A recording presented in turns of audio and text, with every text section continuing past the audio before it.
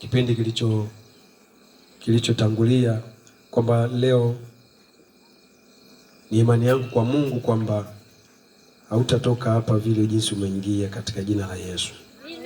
Kwa tarajia miujiza kutoka kwa nani? Kwa Bwana. Na wale ambao tunafahamu kama kuna eneo ambalo hupaswi kufanya nalo mchezo katika maisha yako kwenye wakati wowote ule katika maisha yako, ni wakati wa maneno ya nani? Ya Mungu yanapokuwa yanahubiriwa. Kwa hiyo jioni ya leo kwa dakika hizi chache tutakwenda kulisikiliza neno la Mungu kutoka kwenye kinywa chake, ambalo hilo neno, hapo kuna umeme, naomba watu tusicheze.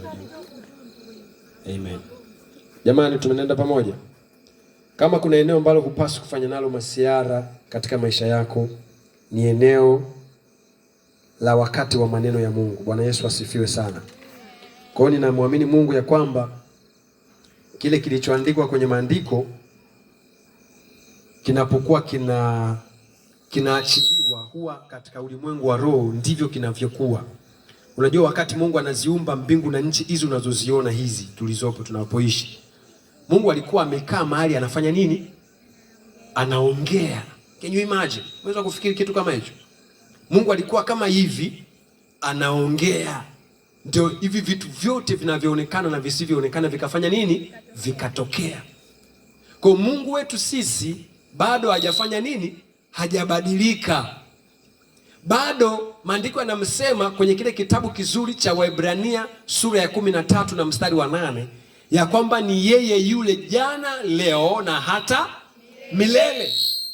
Kwa hiyo kama vile alivyofanya wakati wa kitabu cha Mwanzo sura ya 1, maandiko yanasema kwenye ile mstari wa kwanza kabisa, Biblia inasema Mungu akaumba ulimwengu. Biblia inasema hapo mwanzo Mungu aliziumba mbingu na nchi. Alafu maandiko yanasema nayo nchi ilikuwa ukiwa, utupu, na giza lilikuwa limetanda juu ya uso wa vilindi vya maji. Bwana Yesu asifiwe sana. Mungu ameumba mbingu na nchi,